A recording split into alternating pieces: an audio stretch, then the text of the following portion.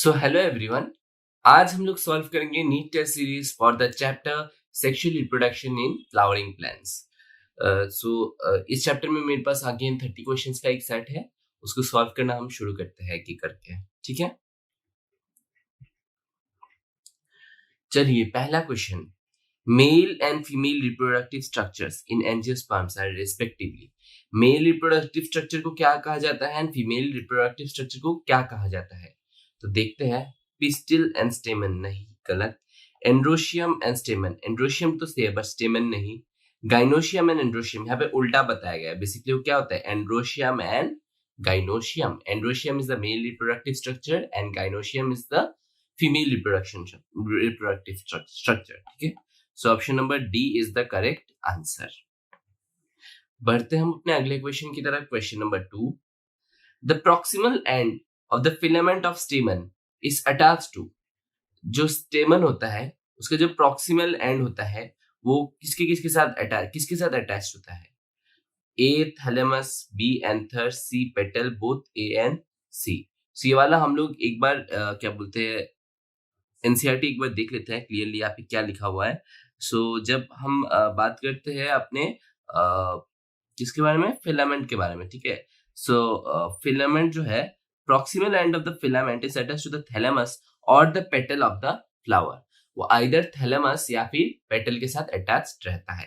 यहाँ पे आंसर क्या हो जाएगा? A and C, both A and C। ठीक है, एंथर नहीं होगा, आई एम सॉरी, यहाँ पे मैंने ये both A and C होगा।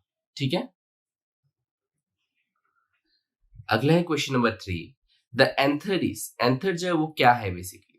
एंथर बेसिकली जो मेल रिप्रोडक्टिव स्ट्रक्चर का जो सबसे टॉप मोस्ट रीजन, जहाँ पे मेनली जो है पोलन ग्रेन्स बनते हैं, उस जगह को हम लोग कहते हैं एंथर। ठीक है, तो एंथर कैसा होता है? 4 sided micro with 4 microsporangia, 4 sided with 2 microsporangia, both A and B 2 sided with 4 microsporangia. So एक बार देख लेते हैं यहाँ पे एंथर के बारे में एग्जैक्टली क्या स्टेटमेंट यहाँ पे बताया गया है। टिपिकल एंजर बाइलोब्ड, सबसे पहले उसमें 2 लोब होते हैं और क्या होता है? Two thecas, that is different. 2 lobes हो गए, और क्या बताया गया है उसमें कितने होते हैं? Anther is 4 sided structure, tetragonal structure and consist of 4 microsporangia, जहां पे क्या बनता है? माइक्रोस्पोर्स या फिर पॉलन ग्रेन्स। ठीक है, so yeah it is a 4 sided structure with 4 microsporangia. Option number A is the correct answer. अगला है question number 4, the following is the arrangement of layers of the wall of a typical microsporangium from outer to inner. इनमें से कौन सा जो है microsporangium के layers को आउटर टू इनर सिक्वेंशियली बता रहा है? देखते हैं। सबसे अंदर पे क्या होता है? आउटर टू इनर, सॉरी, बाहर से अंदर, है ना। तो सबसे बाहर होता है अपना एपिडर्मिस, फिर आता है एंडोथीशियम, फिर आता है अपना मिडिल लेयर, एंड लास्टली जो आता है वो आता है टेपेटम। यहाँ पे जो पहला 3 है, epidermis, endothecium and middle layer, ये तीनों का मेन फंक्शन क्या होता है? ये पहला तो ये जो है एंथर को प्रोटेक्ट करता है, एंड दूसरा क्या होता है, इसका मेन फंक्शन क्या है? Dehiscence of anther and release of pollen grain में ये फंक्शनल होता है। ठीक है, and what is the function of the tapetum? Tapetum nourishes the microsporangia. ठीक है, ये नरिशमेंट का काम प्रोवाइड करता है। Option number C here is the correct answer. ठीक है, ये आपको मैं एक बार दिखा देता हूँ डायग्राम में क्लियरली। ये देखिए, सबसे बाहर में जो है एपिडर्मिस, उसके बाद आता है एंडोथेशियम, उसके बाद आता है मिडिल लेयर्स, एंड सबसे अंदर पे जो है दैट इज द टेपेटम। अगला है question number 5, inner wall of pollen grain is made up of. जो पोलन ग्रेन होता है वो that is a 2 layer structure. ठीक है, आउटर लेयर जो है होता है वो बनता है स्पोरोपोलेनिन से, और अंदर वाला जो लेयर होता है वो बनता है सेल्यूलोज एंड पैक्टिन से। ये वाला जो है मैं आपको एनसीईआरटी में दिखा देता हूँ क्लियरली जो लिखा हुआ है। Outer layer, hard outer layer जिसको कहते हैं exine, is made up of sporopollenin. और क्या है जो इनर लेयर है, द इनर वॉल क्या है, उसको कहते हैं intine. It is thin and continuous, और ये किससे बना होता है? सेल्यूलोज एंड पैक्टिन से। सो yeah it is made up of cellulose and pectin, बिल्कुल सही। It is made up of sporopollenin, नहीं ये गलत है। It is thin and continuous, बिल्कुल सही, वो थिन एंड कंटिन्यूअस भी है। सो यहाँ पे ऑप्शन ए एंड सी दोनों जो है करेक्ट है। So option number D is the correct answer यहाँ पे, ठीक है, बोथ ए एंड सी। अगला है हमारा question number 6, which of the following about sporopollenin is wrong. सबसे पहले तो स्पोरोपोलिनिन है क्या? ये एक ऑर्गेनिक मटेरियल है जो कि पोलन ग्रेन का आउटर लेयर को बनाता है, and it is one of the most resistant organic material जो कि किसी भी चीज को मतलब किसी भी चीज से खराब नहीं होता, डिस्ट्रॉय नहीं होता। चाहे उस पर एसिड गिर जाए, बेस गिर जाए, कुछ भी गिर जाए, वो इजीली डैमेज नहीं होता। आप देख सकते हैं यहाँ पे ये चीज लिखा हुआ है, it is one of the most resistant organic material known. It can withstand high temperature. उसको कितना भी हीट करो वो खराब नहीं होता।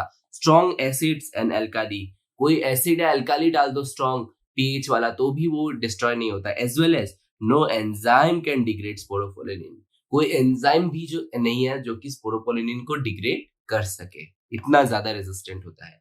सो या देखते हैं, sporopollenin occurs in the area of germ pore. नहीं, जर्म पोर क्या है? बेसिकली एक्साइन जो है वो कंटिन्यूअस नहीं होता, उसके बीच बीच में ऐसे पोर्स होते हैं।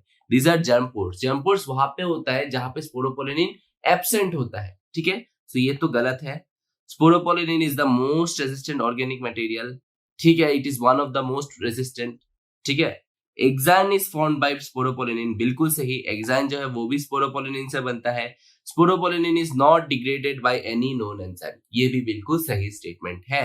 सो यहाँ पे रॉन्ग ऑप्शन कौन सा हो गया? Option number A, sporopollenin occurs in area of germ pores, तो वो हो गया हमारा आंसर।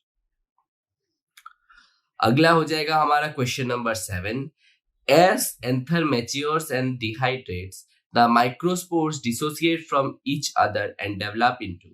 एंथर जब मैच्योर होता है एंड डिहाइड्रेट होता है तब माइक्रोस्पोर्स जो है एक दूसरे से डिसोसिएट हो जाते हैं। तो वो डिसोसिएट होके आफ्टर ऑल क्या बनाते हैं? They make the pollen grains. और पोलन ग्रेन क्या है?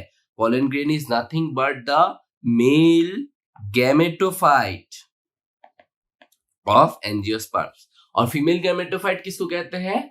फीमेल गैमेटोफाइट हम लोग कहते हैं एम्ब्रायोसेक को, ठीक है, और मेल गैमेटोफाइट हम लोग कहते हैं पोलन ग्रेन को, ठीक है।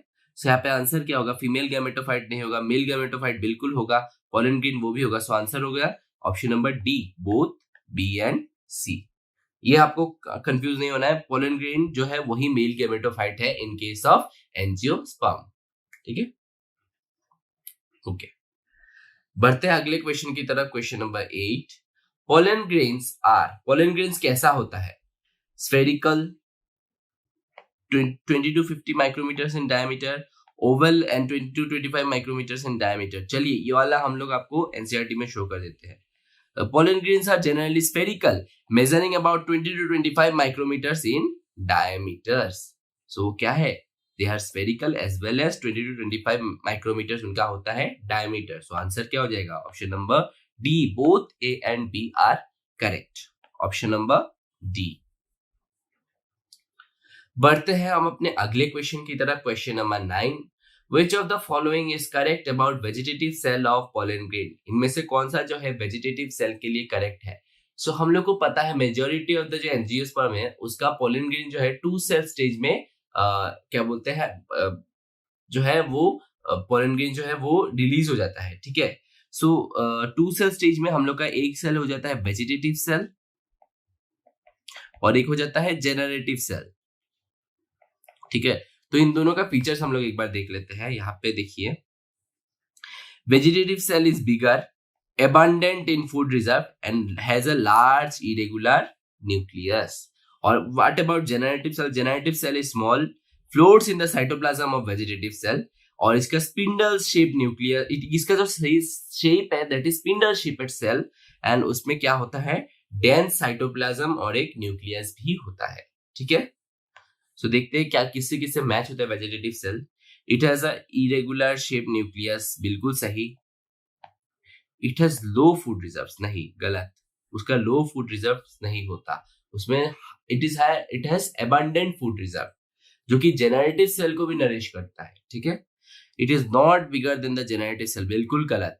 जो वेजिटेटिव सेल है वो बहुत ज्यादा बड़ा होता है as compare to generative cell, and generative cell जो है वो वेजिटेटिव सेल के साइटोप्लाज्म में फ्लोट करता है।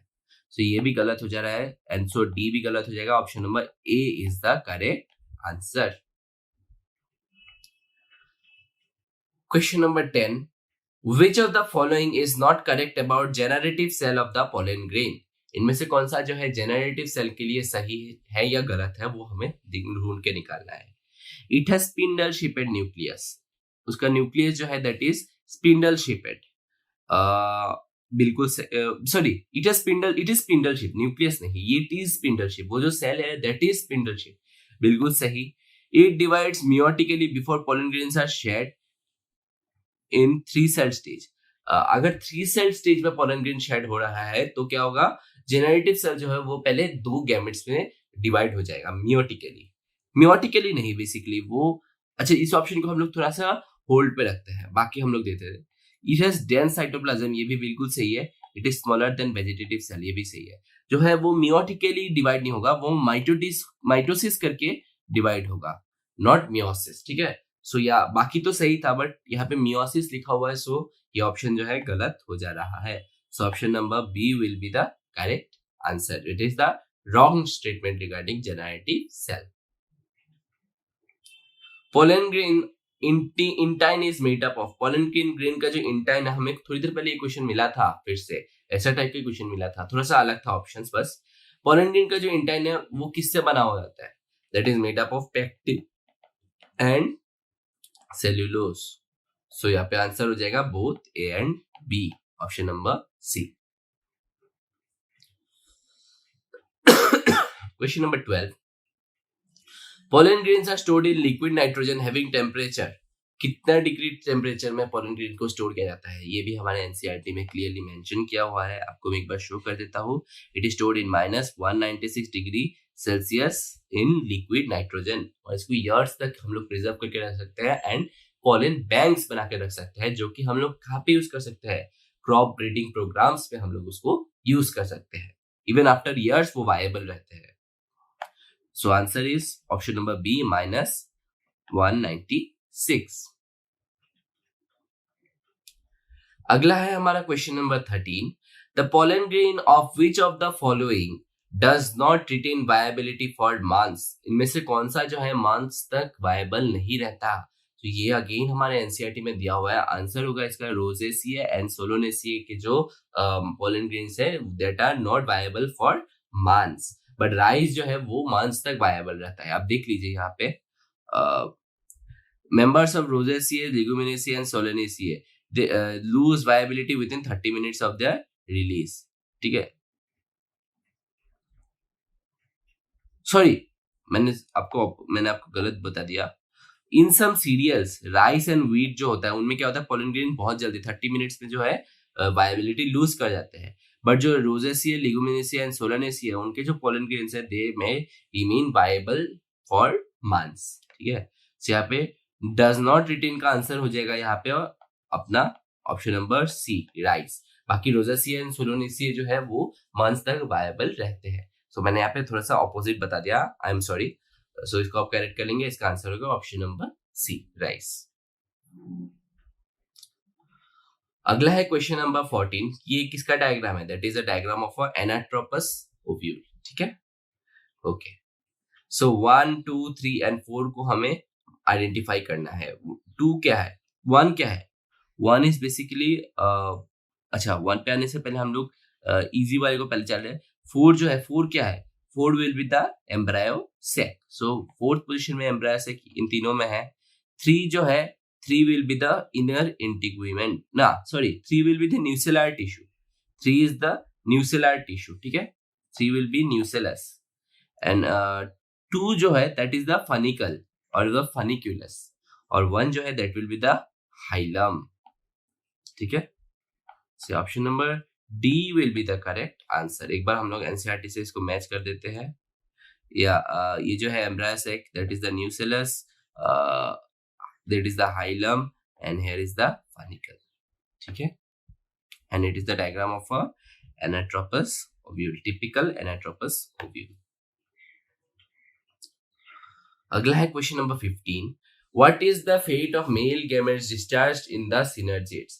सिनर्जिड्स में जो मेल गैमेट्स रिलीज होता है वो क्या होता है उसके साथ? वो अल्टीमेटली क्या करेगा? वो जो एग apparatus का जो एग सेल है उसके साथ जाके फ्यूज कर जाएगा और क्या बनाएगा? It will make the zygote. All fuses with egg, one fuses with egg, other fuses with the synergids. नहीं, ये तो गलत हो जाएगा. ये one fuses with the egg, other fuses with the central cell nuclei. बिल्कुल सही.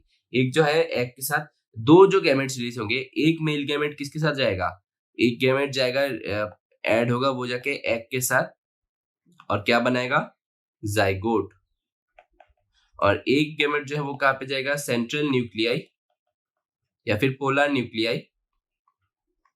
उसके साथ जाके क्या करेगा? बनाएगा अपना क्या बोलते हैं इसको? PEN, primary endosperm nucleus, that will make the food reserve of the plant. ठीक है. सो यहाँ पे जो हमारा आंसर होगा ऑप्शन नंबर सी. बढ़ते हैं हम अपने अगले क्वेश्चन की तरफ. Question number 16. How many of the following are diploid? यहाँ पे हमारे पास कुछ स्ट्रक्चर्स के नाम है. इनमें से जो कौन सा है डिप्लॉयड है, कौन सा हैप्लॉयड है, वो हमें आइडेंटिफाई करना है. Cells of nucellus, these are diploid. Megaspore mother cell, again diploid. Functional megaspore, that is a haploid. हम लोग को 4 हैप्लॉइड मेगास्पोर्स मिलते हैं after meiosis of megaspore mother cell. और वो एक जो मेगास्पोर होता है वो क्या होता है? हैप्लॉइड होता है. Female gametophyte, that is the embryos egg, that is again a haploid. ठीक है. वो अगेन जो है हैप्लॉइड हो जाएगा. एक्चुअली हाँ, yes, that will be haploid only. So यहाँ पे 2 structures जो है they are diploid. ठीक है. So option number A is the correct answer.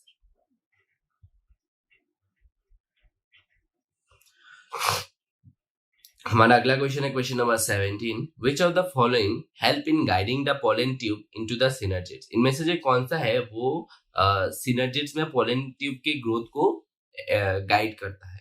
That is nothing but it is called filiform apparatus. There are some wing-like projection, finger-like projection जो कि क्या करता है? synergids में हमारे pollen tube को एंट्री बता के देता है. ठीक है.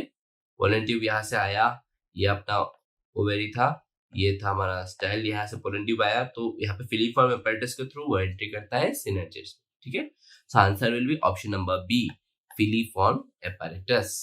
ठीक है. Okay. Question number 18.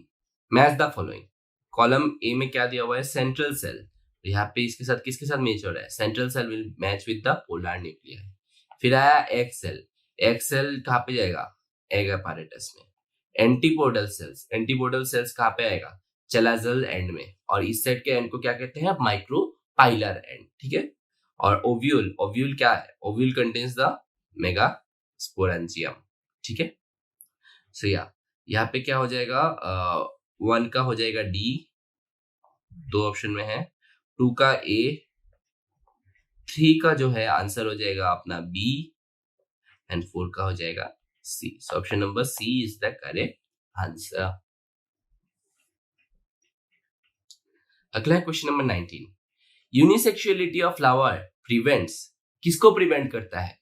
It prevents, सबसे पहले तो वो क्या बोलते हैं? प्रिवेंट करेगा ऑटोगेमी को. मेनली वो प्रिवेंट करेगा ऑटोगेमी को, और उसके बाद किसको प्रिवेंट करेगा? जेटिनोगेमी को. ठीक है. ऑटोगेमी मतलब क्या? सेम फ्लावर में मेल एंड फीमेल पार्ट्स दोनों हैं and they reproduce with in the flower. ठीक है.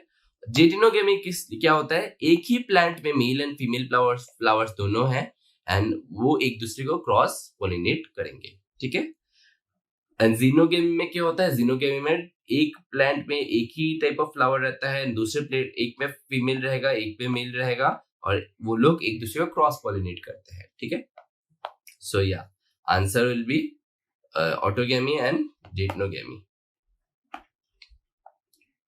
ऑप्शन नंबर ये नहीं, option number B.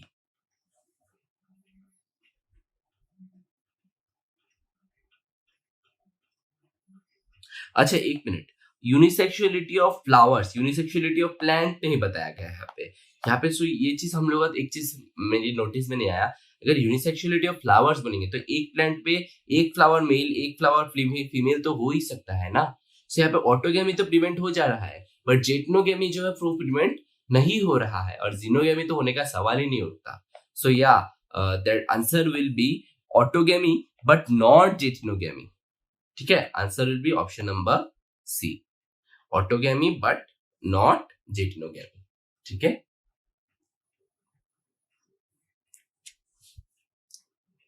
Okay. Question number 20, how many of the following statement are और इज ट्रू, इनमें से कौन कौन सा सही है देखते हैं। Cleistogamous flower are invariably autogamous, cleistogamous मतलब क्लोज्ड फ्लावर्स, वो लोग ऐसे मुंह बंद रहता है उनका, सो या दे आर इनवेरिएबली ऑटोगैमस, बिल्कुल सही। Zetunogamy is functionally cross-pollination involving pollinating agent and genetically it is not similar to that of autogamy. ठीक है, Zetunogamy is functionally cross-pollination involving pollinating agent and genetically it is not similar to autogamy.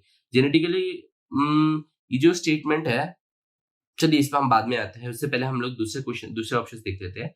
In a normal flower which opens and exposes anther and stigma complete autogamy is common, जहाँ पे which opens and exposes, जब open या expose हो जाएगा तब वहां पे जो है ऑटोगैमी का चांसेस जो है वो कम जाता है। सो या और ये वाला ऑप्शन जो है ये गलत हो जाएगा।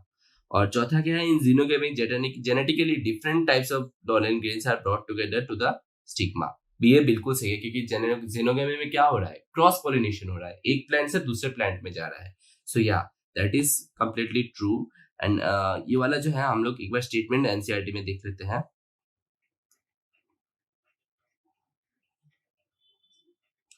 पहला जो स्टेटमेंट था वो तो बिल्कुल सही था कि cleistogamous flower which do not open at all जो है Cleistogamous produce assured seeds and absence of pollinator, invariably autogamous, they are invariably autogamous। ठीक है, और जब हमारे उसके बाद और क्या क्या पूछा है, हाँ, Zetunogamy is functionally cross pollination involving a pollinating agent, genetically it is similar to autogamy, genetically it is similar to autogamy. So यहाँ पे क्या पूछा है, not similar to autogamy, so ये वाला ऑप्शन भी जो है वो गलत हो जा रहा है। और फिर क्या पूछा है, ओपन वाला पार्ट ना, वहां पे पूछा है कि in a normal flower which opens and exposes anther and stigma complete autogamy is common. So हमने क्या क्या देखा था, ऑप्शन नंबर 1 जो है वो बिल्कुल सही था, cleistogamous flowers are invariably autogamous, बिल्कुल सही। Geitonogamy is functionally cross pollination involving pollinating agent and genetically it is not similar to autogamy. So या ये जो है नॉट सिमिलर नहीं होगा, ये सिमिलर टू ऑटोगेमी होता है जेनेटिकली। ठीक है, ये सेम प्लांट के 2 फ्लावर्स होते हैं उसमें। और थर्ड क्या है, normal flower is opens and exposes anther and stigma, complete autogamy is common, complete autogamy होने के चांसेस कम जाते हैं जब वहां पे ओपन फ्लावर्स आ जाते हैं। ठीक है, तब वहां पे क्रॉस पॉलिनेशन के चांसेस भी आ जाते हैं, और जब फ्लावर्स क्लोज रहता है at that time they are invariably autogamous. और चौथा क्या है, in xenogamy genetically different types of pollen grain are brought together to the stigma, बिल्कुल सही है। So, यहाँ पे कौन कौन सा स्टेटमेंट सही है, 1 and 4। So, यहाँ पे 2 स्टेटमेंट्स करेक्ट है, option number B will be the correct answer. हम बढ़ते हैं क्वेश्चन नंबर 21 की तरफ। Light and non sticky pollen grain, well exposed stamens and feathery stigma are characteristics of. So ये आपको एनसीईआरटी में क्लियरली लाइन मिल जाएगा, these are characteristics of wind pollinated flowers. ठीक है, wind pollinated, answer will be B. अब आपको बताता हूँ, क्योंकि लाइट होना वो जरूरी होता है, उसका वेट बहुत कम होना जरूरी होता है, जिससे कि वो एयर करंट के साथ फ्लो कर सके। That should be non sticky, ताकि वो इजीली विंड के साथ निकल के जा सके। ठीक है, हवा में उड़ सके। That should be and the plant should contain well expose स्टेमन, जहाँ पे विंड से एक्सपोज होना चाहिए, विंड के साथ साथ वो मूव करते करते उससे पॉलन ग्रेन रिलीज होते हुए जाना चाहिए। ठीक है, and there should be feathery stigma, जिससे कि विंड जब पॉलन ग्रेन को लेके जा रहा है तब वो वहां पे जाके ट्रैप हो जाए। ठीक है, within the feathers of the stigma. So या answer will be wind pollinated flowers, option number B. हम बढ़ते हैं अपने अगले क्वेश्चन की तरफ, क्वेश्चन नंबर 22। ये एक मैच्योर एम्ब्रायो सेक का बेसिकली ये डायग्राम है. सो हमें 1 एंड 2 को आइडेंटिफाई करना है. 1 क्या है? 1 is the egg cell and 2 is the filiform apparatus. filiform apparatus. तो देख लेते हैं कौन से ऑप्शन में जा रहा है. ऑप्शन नंबर डी जो है देयर इज एक्सेल 1 के लिए और 2 के लिए आ जाएगा filiform apparatus. Option number D is the correct answer. हम बढ़ते हैं अपने अगले क्वेश्चन की तरफ. Question number 23. How many of the following are true? यह इनमें से कितने स्टेटमेंट जो है वो करेक्ट है? चलिए देखते हैं. Water hyacinth and water lily are water pollinated flower. बिल्कुल गलत. ते ऑल्दो वो कहाँ पे रहते हैं? वाटर में रहते हैं, बट उनका जो फ्लावर है वो वाटर सरफेस के ऊपर रहता है. एंड उनको कौन पॉलिनेट करता है? आइदर इंसेक्ट करता है या फिर विंड उनको पॉलिनेट करता है. ठीक है, they are not water pollinated. दूसरा क्या है? Majority of the insect pollinated flower have light non sticky pollen grain, well exposed stamen, large often feathery stigma. ये सब किसका फीचर्स बताया गया है? ये सब बताया गया है विंड पॉलिनेटेड प्लांट्स के फीचर्स, ना कि इंसेक्ट पॉलिनेटेड प्लांट्स के features. Okay, insect pollinated plant में जो पॉलन ग्रेन है that is necessary that should be sticky, जिससे कि वो इंसेक्ट के शरीर के साथ जाके चिपक सके. ठीक है, so yeah it is again a wrong statement. अगला क्या है? Insect that help in pollination are called pollen और नेक्टर रॉबर्स. फिर से एक गलत स्टेटमेंट है कि नेक्टर या pollen रॉबर कौन होते हैं? जो कि नेक्टर तो ले जाते हैं, बट pollen grain जो है वो मतलब they do not pollinate the plant, but nectar जो है वो अपना लेके जा रहा है. They are called pollen robbers. तो ये जो है ये अगेन ही गलत स्टेटमेंट हो जा रहा है. और चौथा स्टेटमेंट क्या है? Pollination by water is quite rare in flowering plants. ये वाला जो स्टेटमेंट ये बिल्कुल सही है, क्योंकि वो 30 जीनस तक ही सिर्फ सीमित रहता है एंड मेनली मोनोकॉट्स में होता है. सो या they are very rare water pollinated plants. So यहाँ पे ऑप्शन करेक्ट कितने हैं? सिर्फ एक. Option number A is the correct answer. हम बढ़ते हैं क्वेश्चन नंबर 24 की तरफ. Which of the following have single ovule in the ovary and are packed into inflorescence are usually pollinated by? एक फ्लावर जिसमें एक सिंगल ओव्यूल होता है इनसाइड द ओवेरी एंड ऐसे बहुत सारे फ्लावर्स को पैक किया जाता है इन्फ्लोरेसेंस में. सो वो बेसिकली कौन किसके बारे में बताया गया? They are talking about wind pollinated flowers. ठीक है, विंड पॉलिनेटेड वाले जगह पे आपको एनसीईआरटी में ये क्लियरली मेंशन मिलेगा. देखिए आप यहाँ पे लिखा हुआ है विंड पॉलिनेटेड. दूसरे कलर से wind pollinated flowers have often have a single ovule in their ovary and numerous flowers are packed into an inflorescence. They are talking about wind pollinated flowers. Option number C will be the correct option.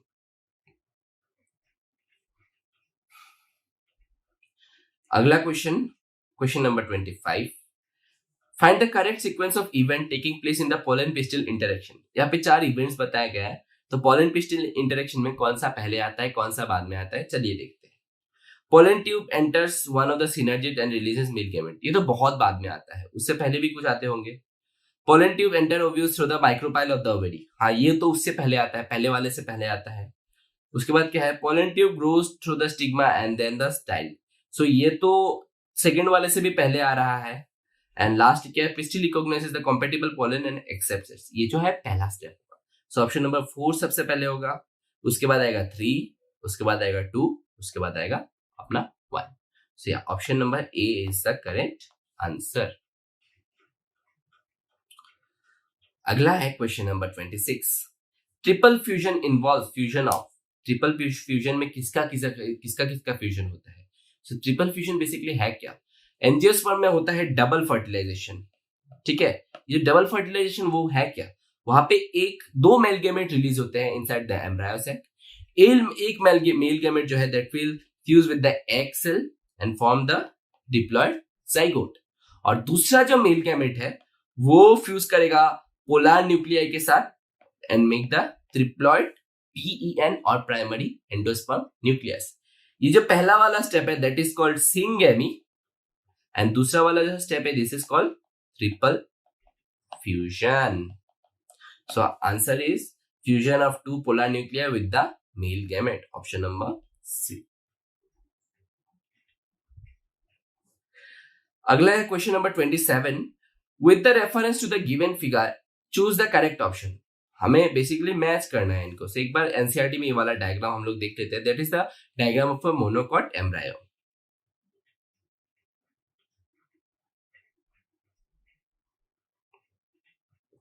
देखिए यहाँ पे this part is the scutellum, this is the coleoptile, here is the shoot apex, this is the epiblast. यहाँ पे पहले आता है radical, फिर आता है ये रूट कैप, और ये वाला पार्ट को कहते हैं coleorhiza, and it is a LS of an lateral section of an embryo of a grass. Grass मतलब मोनोकॉट्स, ठीक है। सो या वन जो है दैट इज स्कूटेलम, बिल्कुल सही, यहाँ पे तीनों ऑप्शन में है। थ्री थ्री क्या है? Three is the shoot apex, ठीक है, three is the shoot apex. What about five? Five is radicle, हाँ five is the radicle, I think, yes five is the, again हमारे यहाँ पे थोड़ा सा टेक्निकल इशू हो रहा है सेशन में दूसरी बार हो चुका है, ठीक है। एनीवेज रेडिकल जो है दैट इज यहाँ पे होता है, ठीक है। सो या fifth is the radical, so option number 1 A is the correct answer. अगला हम लोग बढ़ते हैं क्वेश्चन नंबर 28 की तरफ। Which of the following is not true about the parthenocarpic fruits? What are parthenocarpic fruits? Parthenocarpy मतलब क्या है? It is a type of reproduction जहाँ पे क्या होता है बेसिकली, आप देखिए यहाँ पे पार्थेनोकार्पी का मैं आपको दिखा देता हूँ यहाँ पे।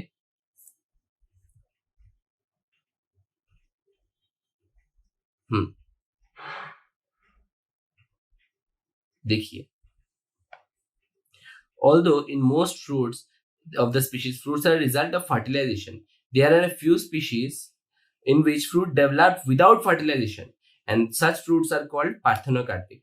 Parthenocarpy banana is an example. और पार्थेनोकार्पी कैसे होता है? It is induce through the application of growth hormones उन फ्रूट्स में, क्योंकि वहां पे फर्टिलाइजेशन नहीं हो रहा है, तो उन फ्रूट्स में क्या नहीं होता? सीड्स नहीं होते, ठीक है।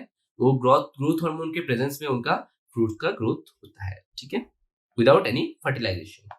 देखते हैं, बनाना इज एग्जाम्पल, बिल्कुल सही। Parthenocarpy induced by application of growth hormone, बिल्कुल सही। Fruits which develop from other part of ovary are called parthenocarpic fruit, गलत। अदर पार्ट्स देन ओवरी से अगर वो डेवलप होता है that are called false fruit, not parthenocarpic fruit, ठीक है। सच फ्रूट्स आर सीडलेस, बिल्कुल सही, दे आर सीडलेस, क्योंकि फर्टिलाइजेशन ही नहीं हुआ तो जाइगोट नहीं बनेगा, सीड कहां से आएगा, ठीक है। So yeah, option number C is the correct answer. That is not true about the parthenocarpic fruit. अगला है question number 29। Match the following. Column ए और कॉलम बी को हमें मैच करना है, एनीवेज देखते हैं। पेरिस्पर्म, पेरिस्पर्म क्या है? Remnant of the nucellar tissue in the fruit. तो एक इसमें दिखने को मिलता है black pepper, that is the perisperm. False fruit, इनमें से कौन सा जो है फॉल्स फ्रूट है? That is cashew, option number B. Parthenocarpy से क्या बनता है? बनाना। और एल्बुमिनस सीड से क्या क्या है? व्हीट। एल्बुमिनस सीड मतलब, आप यहाँ पे फिर से देख लीजिए ये चीज, एल्बुमिनस सीड जो है that is nothing but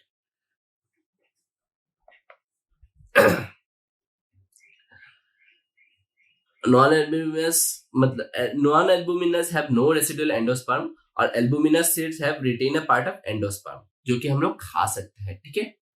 so या हम लोग मैच कर लेते हैं। 1 का हो जाएगा सी, 2 का हो जाएगा बी, 3 का हो जाएगा डी, एंड 4 का हो जाएगा A. So option number D is the correct answer. इस सेशन का आखिरी क्वेश्चन, क्वेश्चन नंबर 30।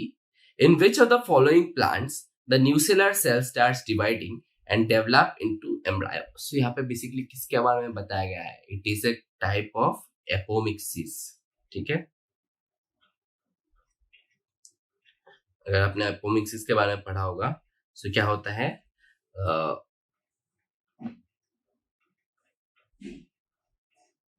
यहाँ पे आप देख सकते हैं, आई मीन यहाँ पे नहीं, I am sorry, nucellar cell surrounding the embryo sac starts dividing and protrude into the embryo sac, develop into embryo. और उनमें क्या होता है, मोर देन क्या बोलते हैं, मोर देन 1 एम्ब्रायो बन जाता है एक ओव्यूल के अंदर, and this is called polyembryony. So ये किन में होता है? ये बेसिकली होता है, यहाँ पे आप देख लीजिए, बेसिकली ये साइट्रस एंड मैंगो में ये बहुत कॉमन होता है। So answer will be option number C, citrus and mango. So इसी के साथ हमारा ये सेशन यहीं पे खत्म होता है। Thank you and have a nice day.